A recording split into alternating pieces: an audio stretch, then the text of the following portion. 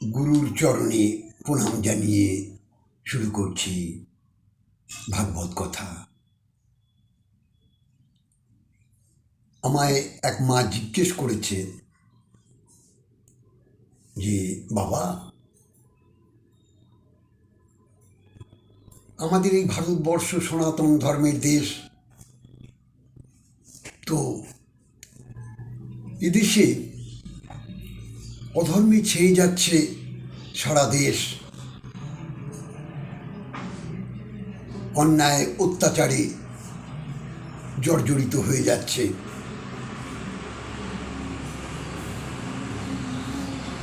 তো ধর্ম যেখানে, আমি বললাম অধর্ম সেখানে, আলো যেখানে তার পেছনেই অন্ধকার। এটা তো স্বাভাবিক, কিন্তু হ্যাঁ, কলিযুগ, কারণ অর্থের লোভে, প্রাচুর্যের লোভে সকলেই এই অন্যায় পথটাকে বেছে নেবে।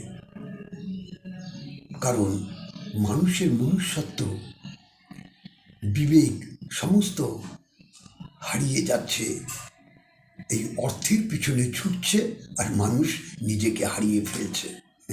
এটাই হচ্ছে চিরসত্য। তো অর্থের প্রয়োজন আছে, একটা মানুষের বাঁচতে গেলে কত অর্থের প্রয়োজন,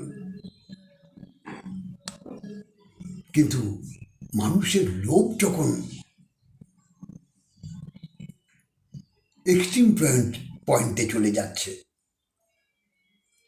লোভ লালসাতে পরিপূর্ণ দেহটা সাজিয়েছে, কিন্তু কৃষ্ণ কথা ভুলে জীব অনাদি বহির্মুখ হয়ে যাচ্ছে।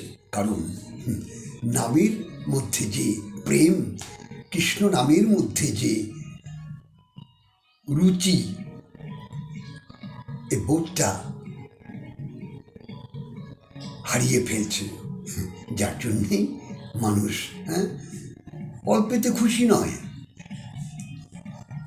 আর অর্থের তো প্রয়োজন আছে, বাঁচতে গেলে অর্থের প্রয়োজন আছে, কিন্তু মনুষ্যত্ব বিসর্জন দিয়ে অধর্মের পথে গিয়ে লোভ লালসায় পরিপূর্ণ হয়ে নিজেকে শেষ করে দিচ্ছে জীব।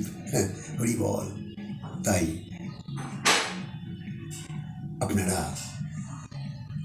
ধর্মের পথে চলুন, ধর্মের কথা শুনুন, ভাগবত কথা কর্ণে শ্রবণ করলেই দেখবেন এই অধর্মের প্রাদুর্ভাব আস্তে আস্তে আস্তে আস্তে আস্তে নিজের মন থেকেও সরে যাবে।